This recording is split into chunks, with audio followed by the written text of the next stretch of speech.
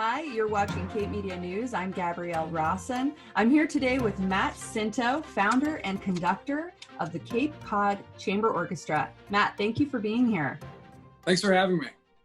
Awesome. So first and foremost, how are you doing? Are you safe and healthy? I'm safe. I'm healthy. I'm bunkered down with my wife, and yeah, we're doing fine. We're not driving each other too crazy, so that's good. I'm happy to hear that. So obviously, you run the Cape Cod Chamber Orchestra.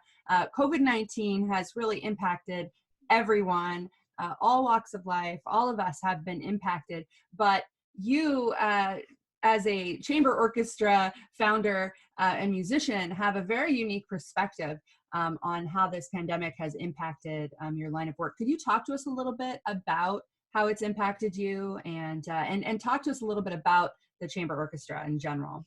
Yeah, so I founded this group about 2 years ago. It's a professional chamber orchestra. We get a lot of our musicians from the Boston area, and they come down and we do concerts here. Right now in Harwichport at Pilgrim Church, that's where we perform about 5-6 times a year. And yeah, it's been pretty interesting in two ways. One, classical music has always had an issue, I think, adapting to current trends and times already. And if there's any positive thing to come out of all of this, I think it's that musicians, including myself, have gotten a little more inventive about different ways that we can reach our audience and to get more people interested in this very, I think from the outside, very niche field of classical music, performing music that is, sometimes 200-300 years old. All right. Mm-hmm. So if there's any positive thing, I hope once we can kind of get back to our normal performance life, that we can still incorporate the ways that we're using the internet specifically to target and to get new people interested in what we're doing. So that's one positive thing. Now, on the other side of the scale here, you have musicians such as myself really working paycheck to paycheck. And for a lot of them, my colleagues included, you have thousands of dollars, tens of thousands of dollars for some of them worth of gigs and concerts that have been canceled already. And for a lot of them, even into the summer now, we're seeing cancellations. Even major summer music festivals are canceling events that are occurring, July and August. So it's just a weird, it's kind of a balancing act a little bit.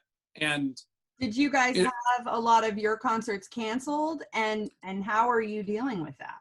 Well, we were supposed to have a concert 2 weeks ago in April. It was a concert about the Mayflower Voyage and a recognition of Indigenous people. And, it's a lot goes into those programs, especially also we commission new music. So our composer in residence, Cody Forrest, was writing this piece, and, it's kind of a buzzkill to kind of have, all that momentum build up into preparing for an event for seemingly to last 3 to 6 months, and then for that to be, postponed. So I know we'll be able to perform that concert in the future.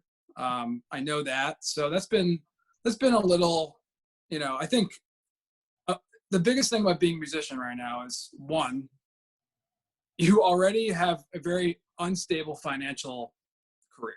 Okay. One. Right. Two, you take that on because you love what you do, and it fulfills your life and spirit. And that's what it brings a level of happiness into your life that I don't think, you can't really put a dollar on. Right. And to take that away on top of it, on top of the financial aspect of it, that it's emotionally difficult, I think, for a lot of people, because we want to get out there and we want to perform music. We want to enjoy performing in an orchestra or performing in a string quartet, and that human connection for what we do is completely gone right now. So the video things, we've been doing a lot of video streaming and things with the chamber orchestra. We'll continue that stuff into the foreseeable future, but again, it's a little scary that doesn't really replace what it's like being in a concert hall with a group of people. And Yeah. So it's difficult to kind of accept that we don't know what's going to happen. Everything is really in limbo right now. And that's such an important part of music making. It's being in a room with a lot of people.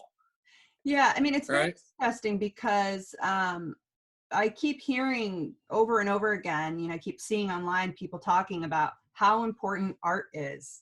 Do you think that this pandemic has really highlighted the importance of art? Because, art is usually the first thing to get defunded.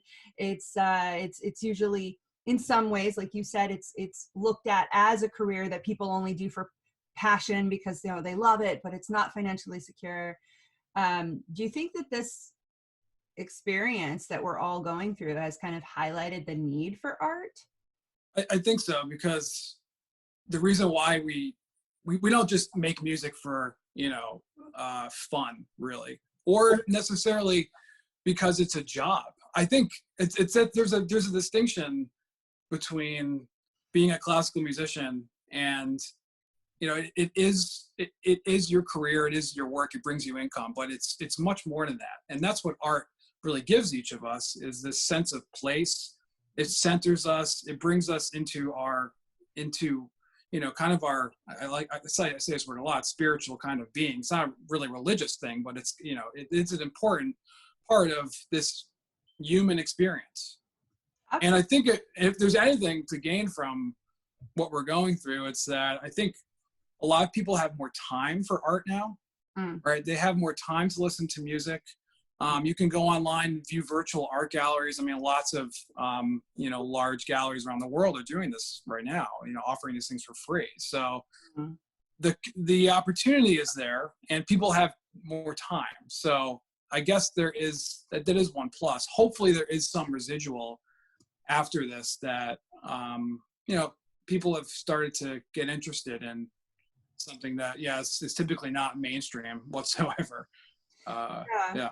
You've mentioned that that what's going on has impacted you guys financially. Talk to me a little bit about the fundraiser that you started and why you started that fundraiser.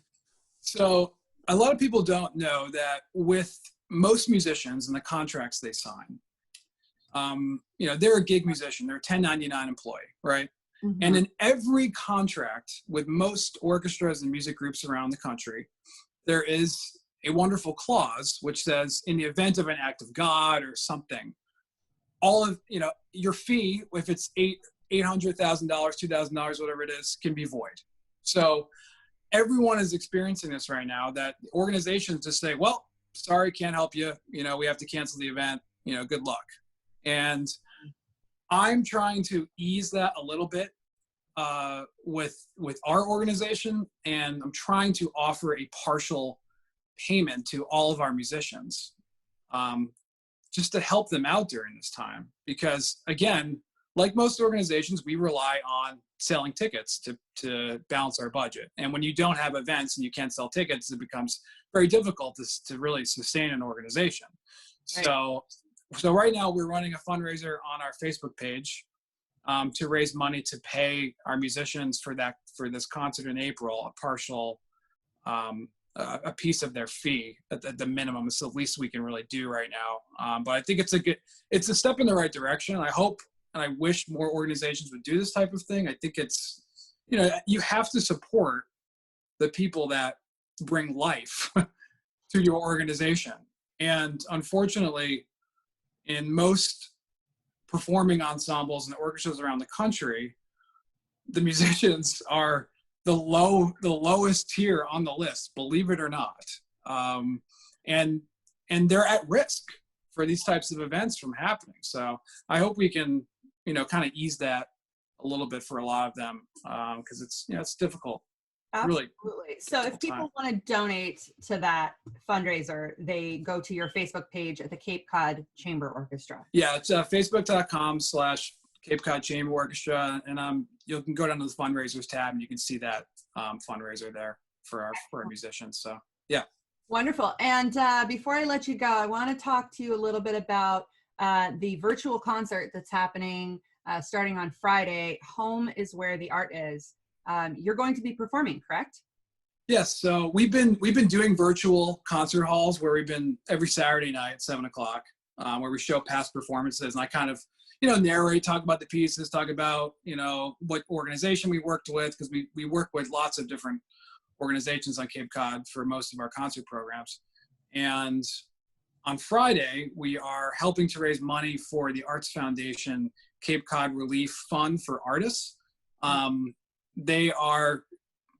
It's a grant-based application that people apply to, and they can receive funds if you're on Cape Cod and you're an artist and musician. So they're doing a weekend-long schedule of art and music festival. So they dubbed it, it's like the first, it is the first, maybe the last, hopefully, virtual arts and music festival.